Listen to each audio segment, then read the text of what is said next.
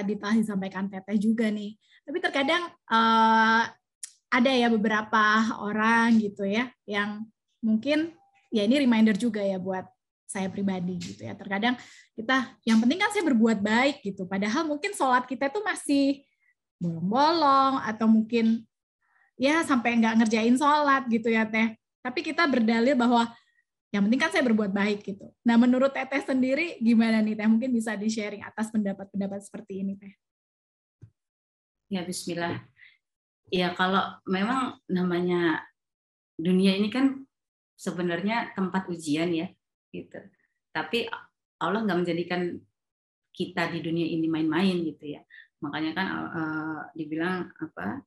Yang menciptakan hidup dan mati untuk menguji kamu siapa yang paling baik amalnya gitu kan ya, kalau di dalam surat Al-Mulk ayat 2 itu.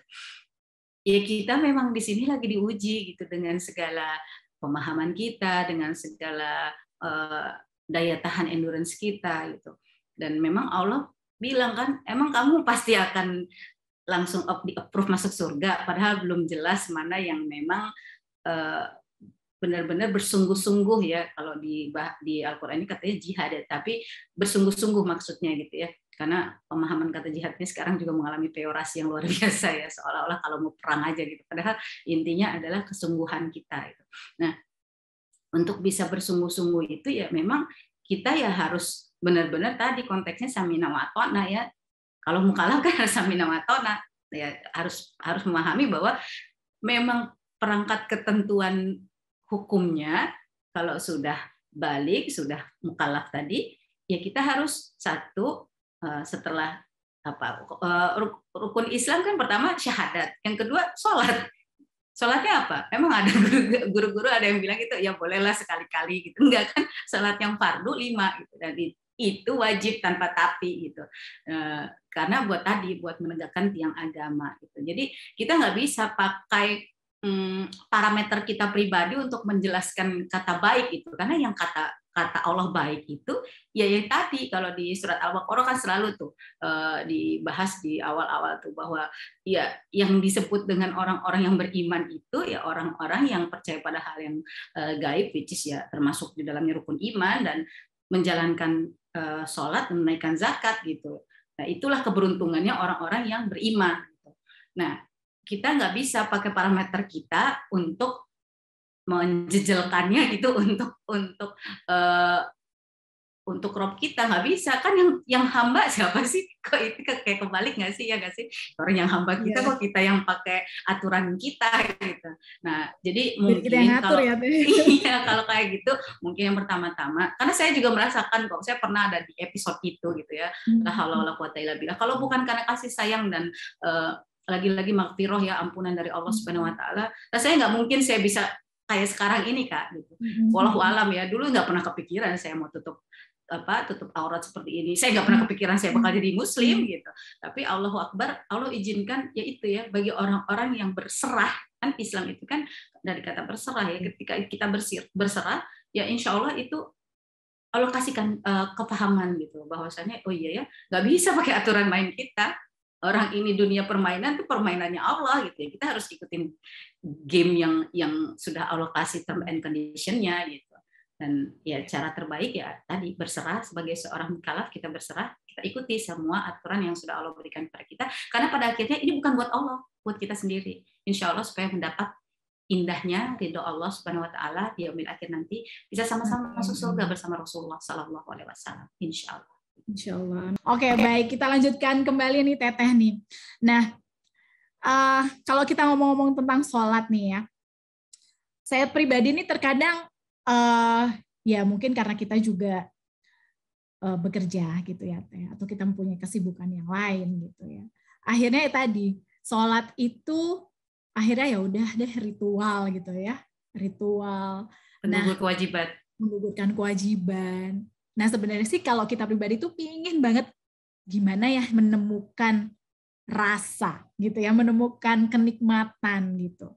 Kadang menemukan kenikmatan, kehusyukan sholat itu di saat-saat yang memang kadang itu kita lagi terpuruk gitu ya, lagi ada ujian, lagi dalam keadaan sakit gitu ya. Akhirnya kita benar-benar lagi baru inget-ingetnya tuh untuk sholat gitu secara khusyuk.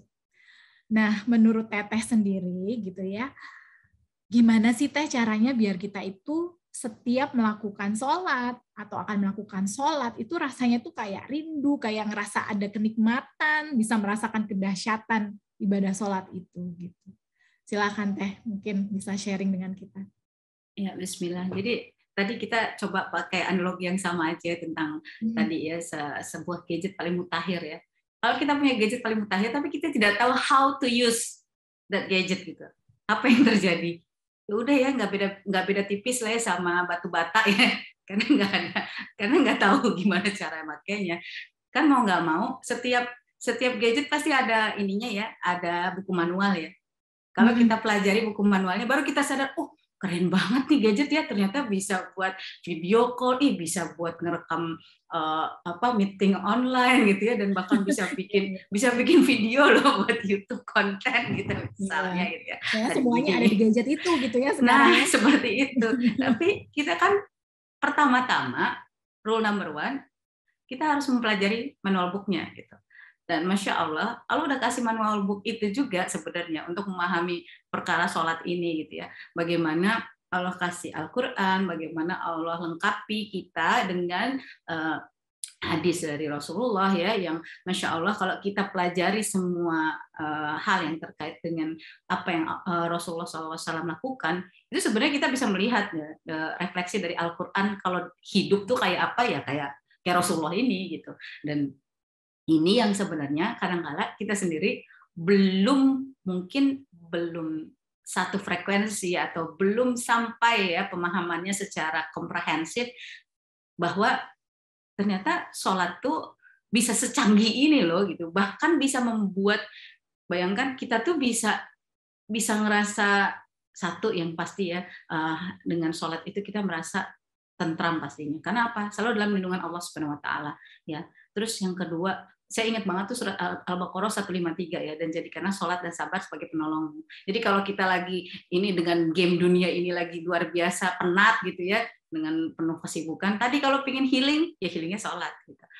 Dan satu hal lagi yang saya rasa banget ya, mungkin ini adalah next level ya, tapi insya Allah kalau kita sudah latihan, pertama-tama kalau ada panggilan sayang dari Allah, which is kalimat azan yang disenandungkan oleh muazin, itu kan sebenarnya kan kayak handphone bunyi gitu ya, ada ringtone-nya gitu ya. Nah, gitu iya, kita mau angkat apa enggak? Apa ntar dulu lagi sibuk gitu ya. Padahal yang nelpon itu mungkin either suami atau istri atau orang tua kita yang benar-benar kita sayangi gitu ya. Yang padahal hanya untuk mengingatkan, nah udah ini belum, udah makan belum, atau udah apapun lah gitu ya. Itu analogi sederhananya gitu ya.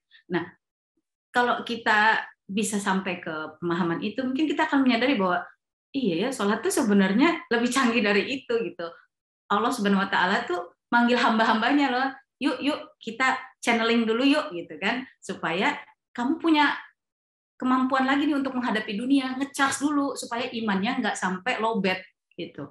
Jadi itulah makanya indah banget kita dikasih 5 waktu eksklusif gitu. Dan Masya Allah kalau kita sudah paham betapa ternyata kenapa sih kok sunnah itu sangat amat direkomendasikan gitu ya.